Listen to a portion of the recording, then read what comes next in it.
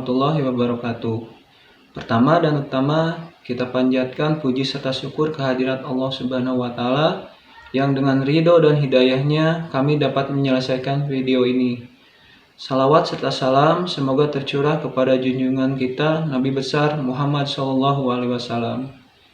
Selanjutnya, kepada yang terhormat Bapak Rohman Agus Jatnika STMM sebagai dosen pembimbing mata kuliah pengantar teknik industri, kami mengucapkan terima kasih atas kesempatan ini. Kami dapat menyampaikan presentasi dengan materi kerangka konseptual teknik industri.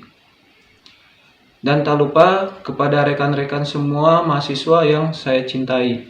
Sebelum masuk ke materi, perkenalkan nama saya Ade Rohman sebagai anggota, Budi Cahyadi sebagai ketua, Cahyo Indra, Anggi Fariski, Anggita Dwiza, dan Akbar Faisal sebagai anggota. Untuk selanjutnya, kita masuk ke pemahaman teknik industri.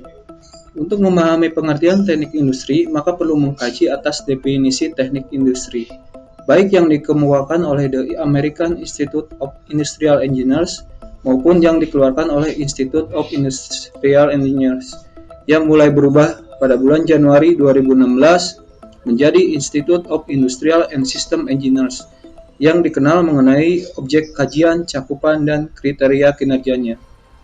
Dari ketiga pemahaman itu, teknik industri dapat disimpulkan memiliki objek kajian yang tetap, yaitu sistem integral walaupun komponennya mengalami perubahan mengikuti perkembangan lingkungannya. Hal ini menunjukkan bahwa objek dan ruang lingkup teknik industri bersifat dinamis, yang mengakibatkan pula perlunya untuk selalu memutakhirkan bidang keilmuan pendukungnya sesuai dengan perubahan lingkungan tersebut, walaupun dilihat dari prinsip dasar keilmuannya masih tidak mengalami perubahan. Teknik industri membutuhkan manusia yang berhubungan dengan masalah. Output dan kinerja tidak berbeda dengan bidang kerekayasaan lainnya. Kajian dalam disiplin teknik industri dimulai juga dari kebutuhan manusia atau masalah. Melalui proses perancangan, instalasi, dan perbaikan, akan dihasilkan keluaran yang berupa nilai tambah. Dengan demikian, keahlian teknik industri tidak menghasilkan benda real seperti yang dihasilkan oleh disiplin kerekayasaan lainnya, tapi akan menghasilkan nilai tambah atau biasa disebut added value. Nah, added value ini akan dirasakan oleh produsen dan konsumen dan semua bagian stakeholder yang terkait. Nah, nilai tambah tersebut diukur bukan berdasarkan atas benar atau salah, bahkan bukan juga atas baik dan buruknya, bukan juga atas dasar kemanfaatannya, tetapi diukur berdasarkan produktivitasnya dan efisiensinya.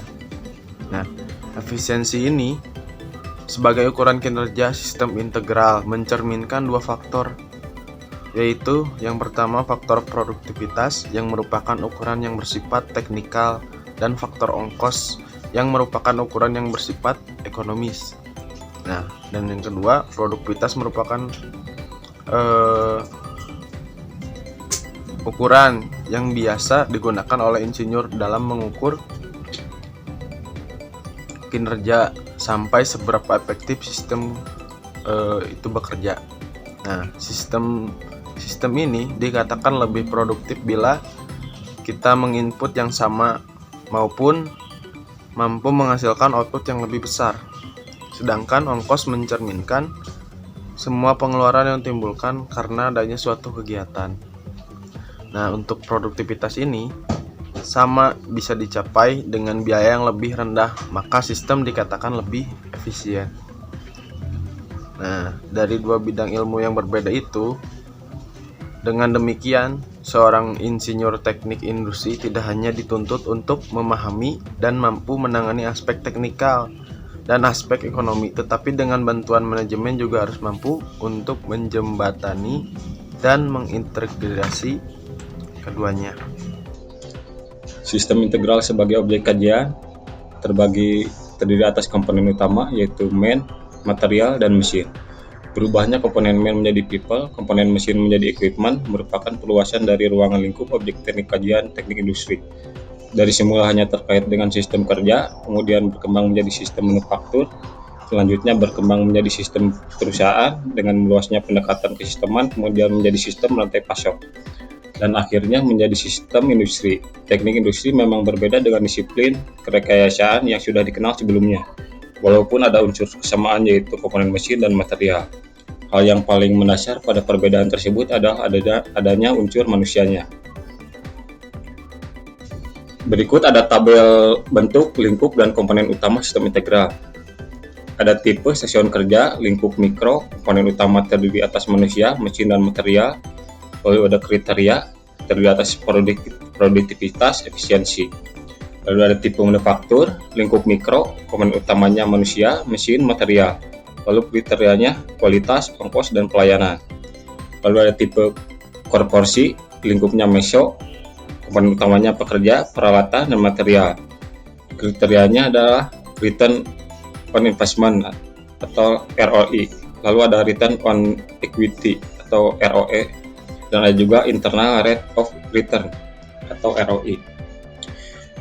Lalu ada tipe sistem rantai masuk, lingkupnya makro, komponen utamanya pekerja, fasilitas, dan material. Kriterianya adalah daya saing, return on investment. Lalu ada tipe sistem industri, lingkup makro, komponen utamanya terdiri atas pekerja, infrastruktur, dan material. Kriterianya produktivitas dan daya saing.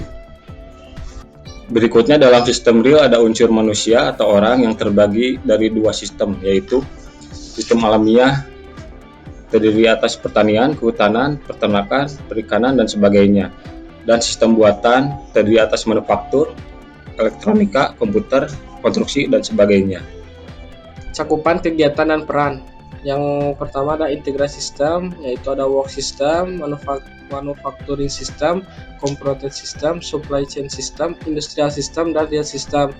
Dan dibagi lagi menjadi dua, yaitu ada human activity system dan management control system.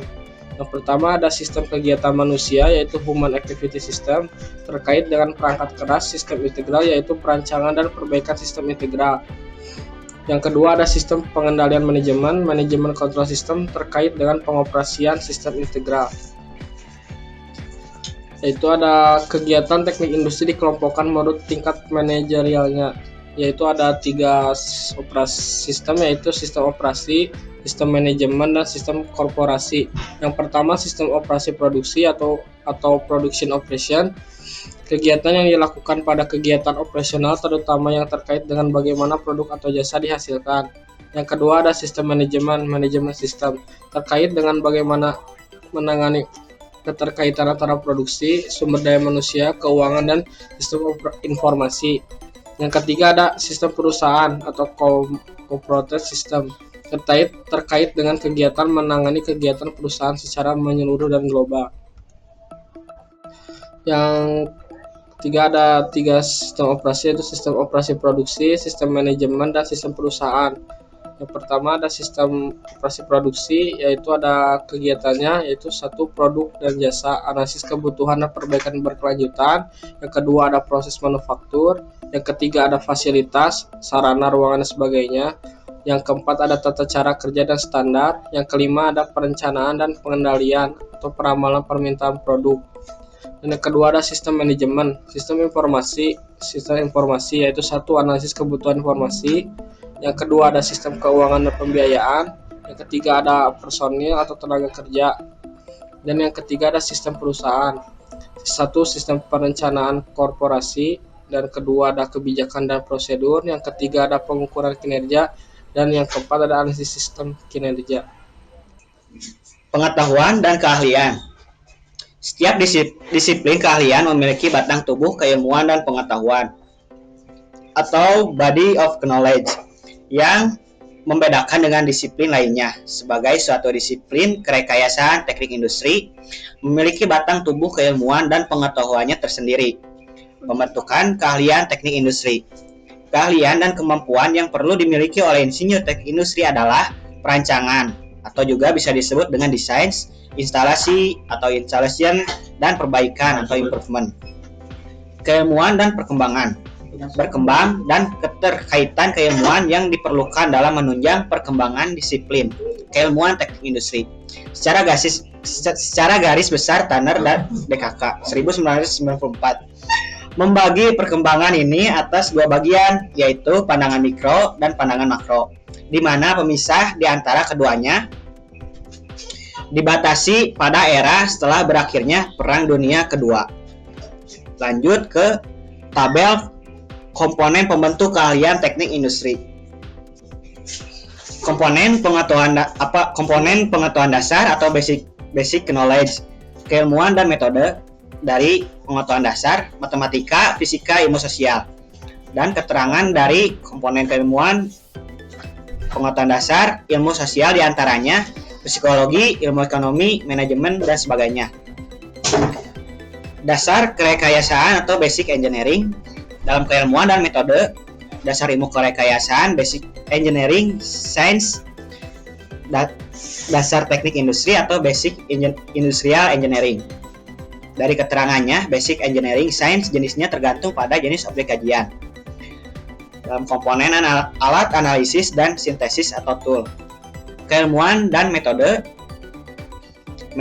teknik industri atau industrial engineering method. Keterangan, contoh, ergonomi, operation, research, production, planning, and controlling engineering. Pendekatan, keilmuan dan metode, sistem integrasi, sistemik, dan integral approach. Contoh, permodelan sistem atau modeling, sistem, metode, penelitian, teknik industri, perancangan, dan tata letak pabrik. Lingkup mikro ditinjau dari segi ruang lingkup. Stasiun kerja atau workstation, bengkel kerja atau workshop, pabrik atau sistem manufaktur yang merupakan rangkaian dari 2 atau lebih stasiun kerja. Ditinjau dari segi keilmuan. Era ini mulailah digunakan prinsip dan metode ilmiah yang berupa analisis dan sintesis dan prinsip kerekayasaan, yaitu perancangan atau desain. Sedangkan untuk mencapai peningkatan produktivitas dan efisiensi digunakan prinsip dasar teknik industri, yaitu cakupan ekonomis atau economic of scope, skala ekonomis atau economic of scale, dan standarisasi atau standar. Para tokoh dan kontribusinya dalam teknik industri, yang pertama ada Adam Smith, spesialis kerja atau pembagian tenaga kerja, division of labor. Pembagian kerja memberikan peningkatan hasil dan faktor yang mendekati 5 kalinya. Yang kedua ada Charles, penggunaan tenaga kerja yang terampil dan tidak terampil. Pembagian kerja menjadi elemen yang lebih kecil atau subdividing tasks. Yang ketiga ada Eli Whitney, konsep manufaktur yang dapat saling menggantikan atau incredible part. Perencanaan dan kontribusi mesin yang tidak memerlukan keterampilan yang tinggi. Yang keempat ada Friedrich, scientific management yang merupakan tahapan-tahapan dalam mendesain dan merancang pekerjaan dengan efisiensi yang tinggi. Yang kelima ada Frank, terkenal dengan studi gerakan yang melahirkan konsep Tailbring. Kemudian para tokoh dan konsep keilmuannya. Yang pertama ada Harris, terkenal dengan penggunaan model matematika untuk menyelesaikan persoalan inventory. Yang kedua ada Henry, terkenal dengan Gantt chart-nya. Yang ketiga ada Howard Shepard, terkenal dengan konsep peta kendali Shepard control chart. Yang keempat ada James Apple, merupakan perintis dari perancangan tata letak pabrik layout secara sistematis. Kemudian ada lingkup makro. Lingkup makro lebih fokus kepada sistem nyata atau real system. Dalam periode ini dapat diamati ada 3 pendekatan yang mewarnai, yaitu pendekatan optimasi dan pemodelan sistem, pendekatan sistematik terintegrasi, dan pendekatan global dan informasi. Secara makro, perkembangan teknik industri pada periode ini tidak hanya mengacu ke Amerika, tetapi juga mengacu ke Jepang. Sebagai contoh dalam bidang manufaktur, yang pertama, Amerika mengembangkan konsep material requirement planning atau MRP. Yang kedua, ada Jepang mengembangkan konsep just in time. Dan kemudian perkembangan teknologi otomatisasi dan teknologi informasi. Yang pertama dalam bidang hardware ada komputer integrated manufacturing. Yang kedua dalam bidang software ada kecerdasan buatan yaitu AI seperti sistem pendukung keputusan yaitu Decision Support System atau DSS. Sekian presentasi kali ini. Saya mewakili rekan-rekan kelompok 1 memohon maaf apabila ada kekurangan, baik dari segi visual ataupun penyampaiannya. Semoga video ini bermanfaat untuk rekan-rekan semua. Atas perhatiannya, saya ucapkan terima kasih. Wassalamualaikum warahmatullahi wabarakatuh.